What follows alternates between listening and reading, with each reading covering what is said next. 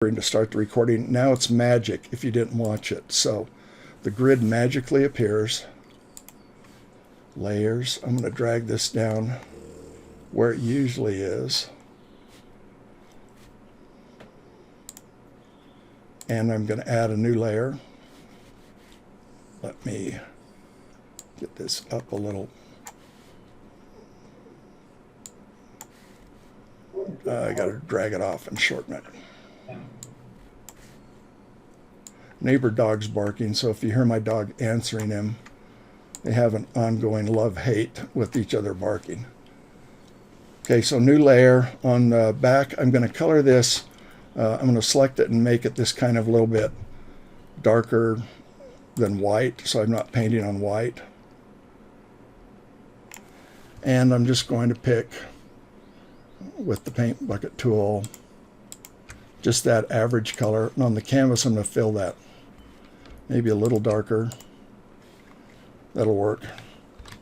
And I'm going to paint this blue. So on this new layer, I'm going to come in with my regular brush, not the image hose from last time, but just a regular old brush. Something fast and simple. Come on, brushes. What do I want? I guess I want flat color. And find my pen. There it is. And it's just really, really simple. I'm going to resize the brush to be small. I'm on my new layer. And to start off, I'm going to start just making a point. So there's the top inside corner. Here's the bottom. Here's the top outside corner. Here's the bottom edge all the way over here. And the bottom complete edge starts here, and I didn't do it to that middle, so it'll be right about there. And if I drew one down, which I didn't, about that far over, and then the outside edge a little below here, and then up to here. So what I might actually start doing is I'll hit the V key, and I'm just going to draw a straight line around these edges. Now I'm going to have to fix them eventually, but what I'm trying to do is just make the biggest envelope to put this whole object in. Comes up. In fact, the angle would be almost straight diagonal. Changes right about there. So if I went up, that would be this big line. So I'll go BV, so I'm drawing with the straight line again. Click here to down about there. And then this line up to this edge. And it goes over a little bit. And just down to there, and this actually goes up. And so generally I get the big shape in. I can continue to do this, and I'm a little off here, but I'll fix that. I can continue to do this around if I want. What I'm doing is just making the envelope to put this in here. If I cut this out, it would fit really pretty well in there. The secret of doing fabric, and really the secret of doing a lot of things, isn't really a secret, but it is using only 3 values to do most of the painting.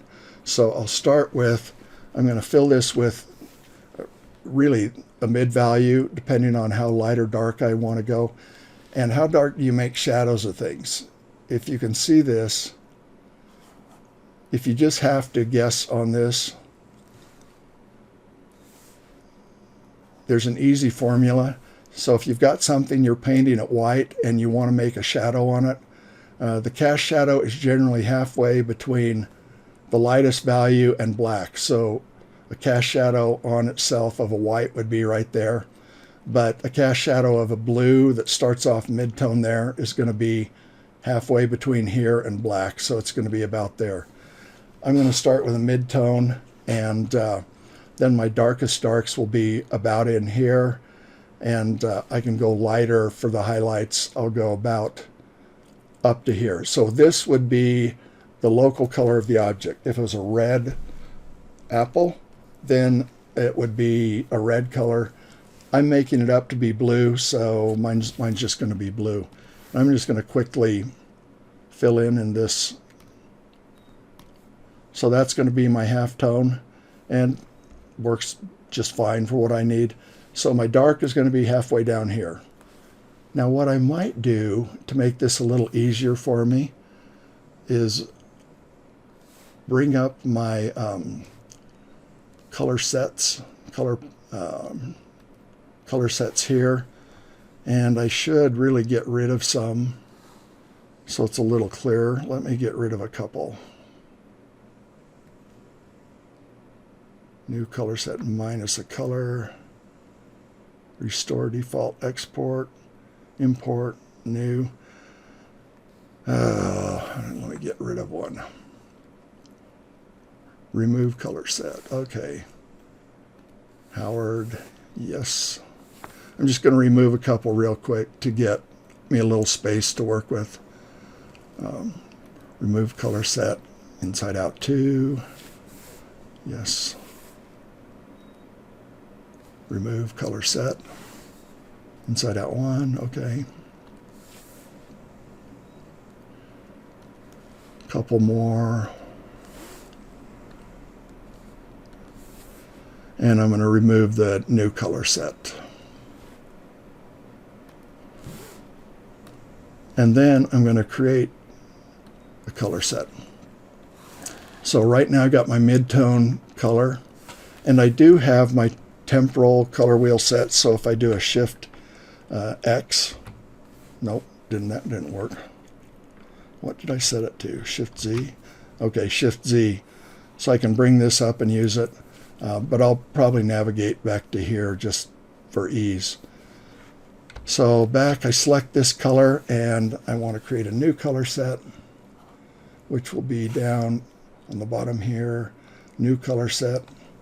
But I don't want it to be from an image, so I'll put demo, and it creates it there. And whatever was the active colors in there now, but I'm going to add a color to it, and that is my mid-tone color. I'll drag it down. That color I'm going to get rid of because I don't need it. Yes. So with this selected, I'm going to come kind of halfway between here and black. And really, it would be, if I wanted to keep the same intensity straight down, so somewhere in here to in here, I'm going to go a little more less saturated. I'm going to add that to the color set, and then I'm going to go up to a highlight that's maybe about halfway there, just to try to keep things from going too bright or not bright enough. Get rid of this out of the way. Whoa, just quit moving. And now, starting with my darks and my brush, I'm going to start painting in these big lines. And I'm going to do it again using a straight stroke. So from B and V, so I'm painting straight. And I'm going to go, here's the top. The bottom of that is about here. And up to a curve, and then kind of up like that. And then I'm going to go just straight down from that to about here. Over. This is just a rough block in. I'm not going to leave it like this. And what I'm doing is I'm looking at this square and trying to locate this point in it just visually. And you could draw another guideline over if you wanted to, but I don't think I really need to do that. And this comes up here. I'm going to go ahead and expand this out just a little bit. Now back from this corner, I'm going to go back down, and now I'm looking for about this area. and then curve that around. So this is going to go all the way down to here, over, up to here, and that'll be good enough. Back down to this point. So I don't usually paint this kind of mechanically filling in things, and I'll shift pretty quick to not doing it, but it's a good way if you need to transfer a drawing or a piece of reference onto your canvas. And then it comes down about halfway through here. I'm not going to use any more fill. I'm just going to be painting it. So I'm going to come from that point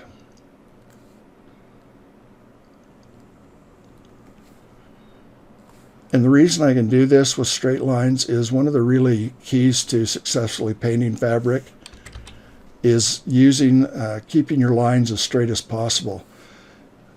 If you've ever gone to an art show where a lot of kind of amateur, maybe Sunday painters are showing their work, an awful lot of the painted fabric kind of looks like a wet rag, and that's because they're using too many curves to try to paint the fabric. You need to try to, as much as possible, just use straight edges, because when you blend, when you push things around, when you adjust things, you will naturally soften the curves. And if you start with soft curves to begin with, you're going to probably soften them way too much. So basically that's the main shapes that I can see on my image here. Now I'm going to start painting them a bit more. I'm just going to use the same brush. I'm going to use a little bigger. I'm going to change the profile of it. So Control B to get up my brush controls. And so the dab previews, right, that's okay. I want the dab. Let me bring up my advanced controls. Maybe it's under there. Wake up, wake up. General, size, angle. I don't see the dab profile. Cover, these are okay. Size, angle. Minimum size 50%, size, pressure, that works. Let me get I want to soften this brush just a little bit. So window, brush control panels, shape, dab profile, and where will it magically appear? At the top. So I'm going to change the profile of this. I'm going to drag it up and put it up here so it's always available, from this flat to just a little bit slightly softer. There's a little bit of jitter or something going on here. I might want to get rid of that, or I might just leave it. I don't think it's going to bother me, so I'm going to leave it. Let me push these out of the way. And I am going to do one more thing, just because it's kind of how I work. In the dab preview, you can see it's, let me make the size bigger. It's really round.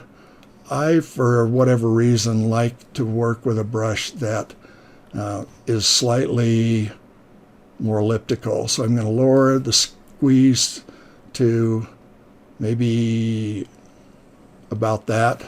I like that because I like to make my strokes this way, and then I can drag this way. So that's probably good enough, but I may want it a little more vertical, like that. So let me move this out of the way. And I'll just leave those there. And I'm going to start painting. And I'm going to start using my dark. I'm only going to paint on one layer. I want the opacity a little bit less. When I'm actually painting, I usually like about 30%.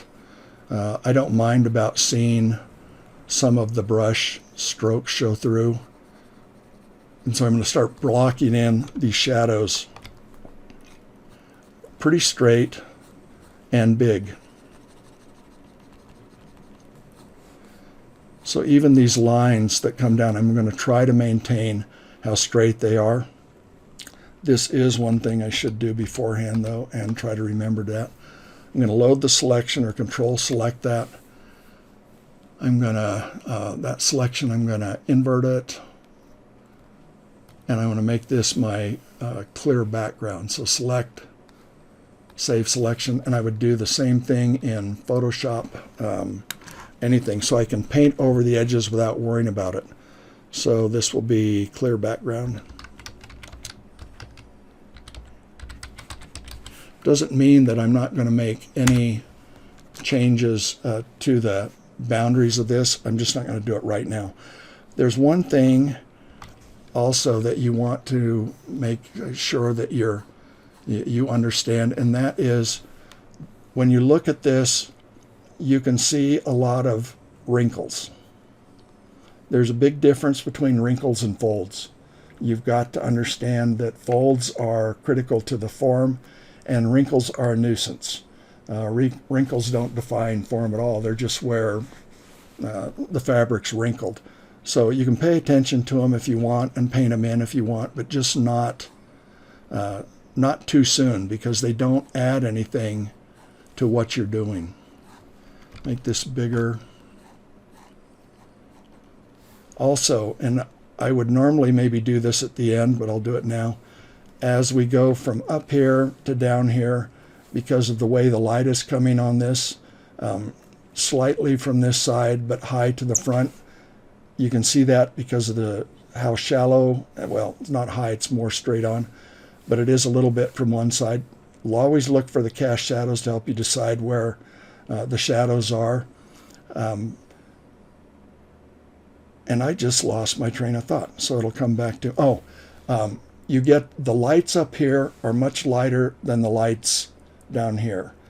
Number of words for it, I just call it, the light decays or gets darker as it goes away from the light source, which is up here. You can look in any room around you and you can see the same thing happening. Your lights will be closer to the windows if there are any, or the lights in the ceiling or whatever, and they'll get farther away, or it'll get a lot more dull and dark as you move away from that. If you can get to where you paint that in your images, there will be a sense of realism that heightens what you've done. It will, your image is going to look more realistic. So normally I would do it at the end with a gradient in a digital world, and that makes it really easy. Traditionally, I have to pay attention and do it as I'm painting it. So I'm still trying to maintain, my straight strokes. And so that's why I'm rotating this around. I do want to get, some of these little things in. And so what I'm doing is most folds originate from a point of tension. Now there's a couple of pins holding this one up here, but this fold all the way down here is originating from this tension up here. So when I make the stroke, I'm trying to go all the way toward that at the top. If I just kind of go off like I started to, that's not going to be quite as accurate. But I am darkening pretty much everything on the bottom of the object here to begin with. If you guys have any questions, just shout them out, because you're on another screen and I don't see you very much. Now, I said this is, the halfway mark is kind of where your shadows, the darkest your shadows will be. except for, as you can see, some of these really dark areas. So look for them. They're still part of the darks, but especially when it goes up into tight areas, those aren't the actual shadow side of the object. They're basically an ambient occlusion shadow, which means the ambient light or the light source is not able to get in those deep cracks, so they get darker and darker and darker. On portraits, you would find them, between fingers, wherever, skin meets skin, and you get these really dark areas. That's an ambient occlusion shadow. You can paint them darker, but you don't want to overdo them in the beginning. Save those really, really darks until you've established the bigger light sources. So now you can start to see that just by establishing big choppy light and dark, not even the light areas, the midtones and the darks, I'm already getting a pretty good sense of the form of what's hanging there.